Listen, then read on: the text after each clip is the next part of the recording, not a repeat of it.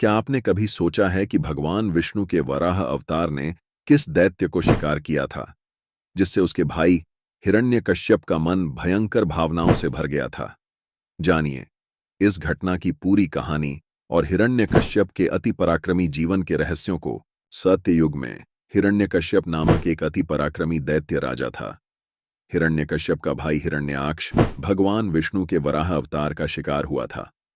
इस घटना ने हिरण्यकश्यप के मन में विष्णु के प्रति गहरी घृणा और द्वेष पैदा कर दिया था। हिरण्यकश्यप का विवाह कयाधु से हुआ, जिससे उन्हें प्रहलाद नामक पुत्र की प्राप्ति हुई। हिरण्यकश्यप ने अपनी अमरता की चाहत में ब्रह्मा की कठोर तपस्या की।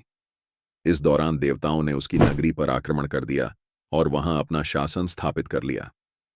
उस समय देवर्षि नारद मुनि ने कयाधु की रक्षा की और उन्हें अपने आश्रम में स्थान दिया। वहीं पर हिरण्यकश्यप के पुत्र प्रहलाद का जन्म हुआ। देवर्षि नारद मुनि की संगत में रहने के कारण प्रहलाद भगवान विष्णु का अनन्य भक्त बन गया।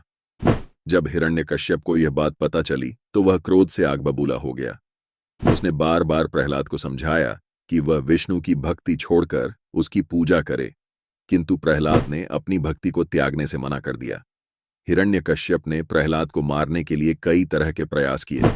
उसने उसे हाथियों से कुचलवाने, जहरीले सांपों से डंसवाने, ऊंचे पर्वत से गिराने और अग्नि में जलाने का प्रयास किया, किंतु हर बार भगवान विष्णु की कृपा से प्रहलाद बच गया। हिरण्यकश्यप की बहन होलिका को भी वरदान प्राप्त था कि उसे अग्नि नहीं जला सकती। हिरण्यकश्यप ने होलिका को प्रहलाद को अपनी गोद में लेकर अग्नि में बैठने के लिए कहा। होलिका ने ऐसा ही किया, किंतु भगवान विष्णु की कृपा से प्रहलाद बच गया और होलिका जलकर भस्म हो गई। होलिका के जलने और प्रहलाद के बचने की खबर सुनकर नगरवासियों ने उत्सव मनाया। यह उत्सव आगे चलकर होली के रूप में जाना जाने लगा।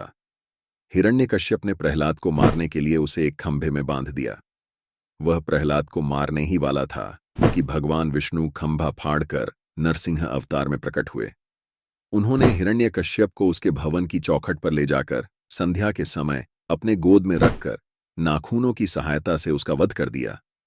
इस तरह ब्रह्मा का वरदान भी नहीं टूटा और आतताई का अंत हो गया। भगवान ने भक्त प्रहलाद को उसका उत्तराधिकारी बना दिया। प्रहलाद ने एक न्यायप्रिय और दयालु राजा के रूप में शासन किया और अपनी प्रजा का कल्याण किया।